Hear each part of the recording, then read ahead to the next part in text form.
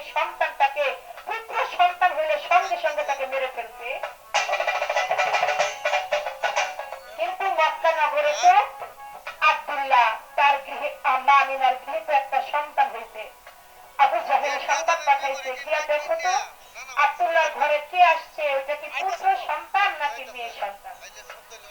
একদল লোক পাঠাইছে, গিয়া দেখে পুত্র সন্তান হয় নাই, হয়েছে একটা মেয়ে সন্তান।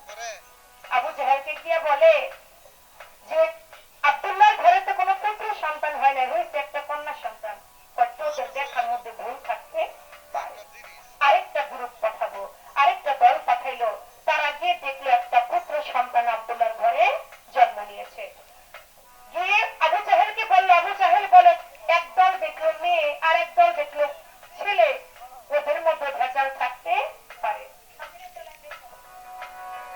ওদের মধ্যে ঝামেলা থাকতে পারে, আমি আরেকটা দল পাঠাবো। আরেকটা দল পাঠাইলো, সেই দলে গিয়ে দেখলো মেয়েও না ছেলেও না, একটা নূরের আলো ঝলমল ঝলমল করতে।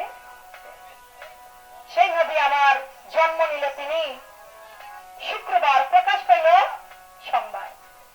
আমার দয়াল নবী তিনি জন্ম নিয়েছে শুক্রবার, তিনি প্রকাশ পেয়েছে কি বারে? প্রকাশ পেয়েছে তিনি সোমবারে। বাকি 3 দিন আমার আল্লাহ পাক তাকে আরশের মধ্যে ঘুরিয়ে তাকে 14টা দরিয়ার মধ্যে গোসল করিয়েছে, যার জন্য হুজুর তাকে 14 এলেমের সরদার বলা হয়। আমার দয়াল নবী 14 এলেমের সরদার। এখন তার কথা, আমার দয়াল নবী ভূমিষ্ঠ হলো 1 মাস, তখন তিনি একটা বিচার করেছিল। কি বিচার করেছিল? মক্কা নগরে তখন একটা নিয়ম ছিল, যদি কোনো সন্তান দুনিয়ার বুকে আসে সে তার মায়ের ঘরে বড় হইতে পারবে না, তাকে অন্য একটা জায়গায় পরিবর্তন করতে হবে। তখন কে নিয়ে গেল? নিয়ে গেল মা দাই হালিমা। মা হালিমার ঘরে গেল, কিন্তু হালিমারও তো ছোট্ট একটা সন্তান ছিল।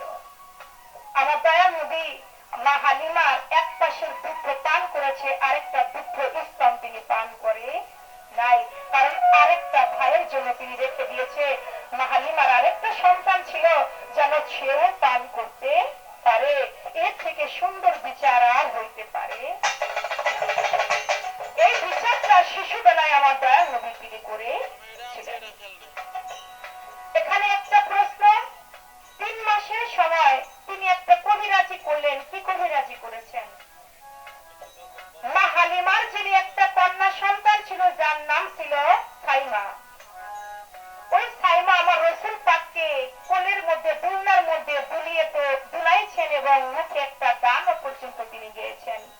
ওই সময় মা সাইমা তিনি হঠাৎ তার মাথাটা ব্যথা অনুভব করতেছে। এর মধ্যে তো হুজুর পাক তিনি আল্লাহর নবী, সাইমার তো বুঝার বাকি নাই।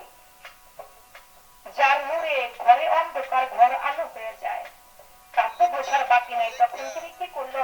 ওই মাথা ব্যথার জায়গায় আমার দয়াল নবীর কবিরাজি হিসেবে তার মুখের যে থুতুটা, ওই লালাটা তিনি নিয়ে তার কপালের মধ্যে লাগাইলো, সঙ্গে সঙ্গে তার মাথা ব্যথাটা ভালো দিয়া।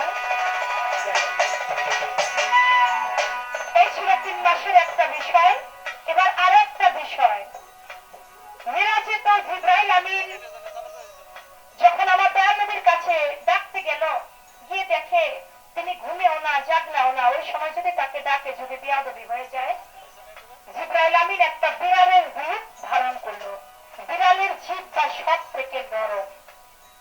বিড়ালের রূপ ধারণ করে পায়ের তালুটা হাতের তালুতে নিয়ে তিনি ওই জিহ্বা মোবারক যে দয়াল নবীর পা মোবারক তিনি চাটতে লাগলো। যত চাটে ততই যেন মধু উঠে। এখন তার কথা, জিবরাইল তো হুজুর পাকের কদম মোবারক চুম্বন করে তিনি তার মধু আহরণ করলো, তিনি তার সাক্ষী করলো। এখন বর্তমানে আমরা যারা আসি, আমরা কোথায় গিয়ে সেই মধুটা আমরা পান করতে পারবো? যার যার কামেল মোকাম্মেল মুর্শিদের বাড়িতে গেলে সেই মধুটা আহরণ করা যায়। সেটা হইতে পারে তার নামের মধু। তার নাম যুক্ত যদি আমার হৃদয়ে শান্তি লাগে, ওই নামের মধুটাই আমি পান করতে পারি।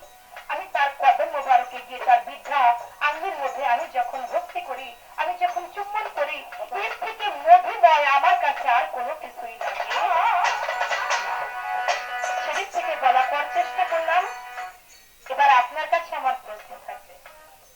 আপনি বলবেন আমার দয়াল নবী তিনি মেরাজে গেল রজব চাঁদের 27 তারিখে।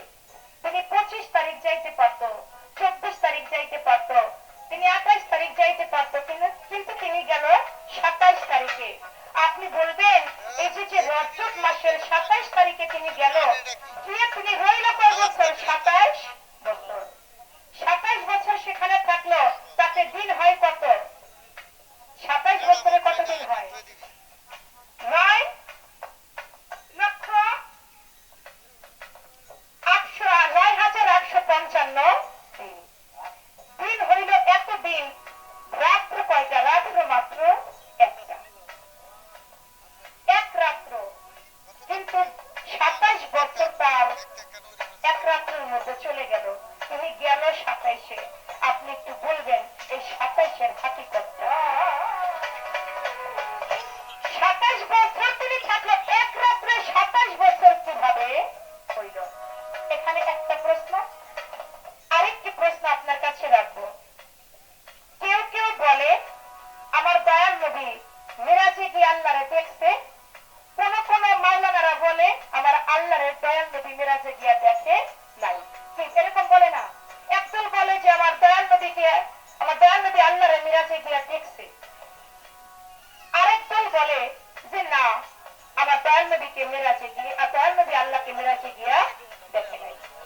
আপনার কাছে আমি এখানে জানবো দয়াল নবী যে মিরাজে গেল, আজকে আমি আপনার বাড়িতে আসছি, একটা বন্ধুর বাড়ি বন্ধু যদি যায়, ওই বন্ধু যদি তার সঙ্গে কথা না বলে, এর থেকে অপমান আর হওয়া যায়। আমাকে আকবর বয়াতি দাওয়াত করে আনছে, এখন যদি সকালবেলা উনি আমার টাকা কম দেন, আমার জন্য একটা অপমান না? যে আমার এইটা বইলা আনলো, আমার অনেক টাকা কম দিতেছে, আমার সাথে কথা বলে না, আরেক লোক দিয়া খোরশেদ ফকিরে দিয়া কথা বলাইতেছে, আমার সাথে তুমি দেখা করতেছে না, আরেকজন লোক দিয়ে তুমি দেখা করাইতেছে, এটা আমার জন্য একটা অপমান না? তাহলে একটা বন্ধুর বাড়ি বন্ধু গেল, বন্ধু যদি বন্ধুর সাথে কথা না বলে, এর থেকে তো অপমান আর হইতে পারে না, যেহেতু আমার বন্ধু আমাকে দাওয়াত করে দিয়েছে। আল্লাহ যেহেতু আমার দয়াল নবীকে দাওয়াত করে নিছে, যদি দাওয়াত করে কথা না বলে, এটা তো অপমান। আপনি বলবেন কথা না বলার কারণ কি আছে? আর যদি কথা বলে থাকে, তাহলে তার কথা বলার পাচন ভঙ্গিটা কি?